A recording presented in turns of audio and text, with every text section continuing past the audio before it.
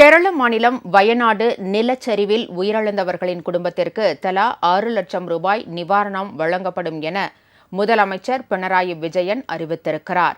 கேரள மாநிலம் வயநாடு நிலச்சரிவில் சிக்கி 400க்கும் மேற்பட்டவர்கள் உயிரிழந்துள்ள நிலையில் 100க்கும் மேற்பட்டவர்கள் காணாமல் போயுள்ளனர். அவர்களை தேடும் பணி 16வது நாளாக நீடித்து வருகிறது.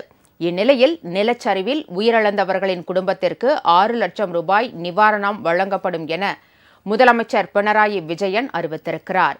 மேலும் காயமடைந்தவர்களுக்கு காயத்திற்கு ஏற்றாற்போல 50,000 மற்றும் 75,000 ரூபாய் வழங்கப்படும் எனவும் அவர் கூறியுள்ளார்.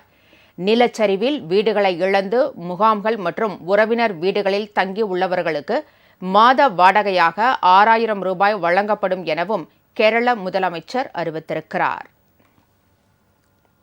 உங்கள் ராஜ் நியூஸ் தொலைக்காட்சியில் திங்கள் முதல் வெள்ளி வரை தினந்தோறும் பிற்பகல் 2 மணிக்கு உங்கள் பகுதியில் உள்ள குறைகளை நேரலையில் தெரிவிக்கும் புகார் பெட்டி நிகழ்ச்சி.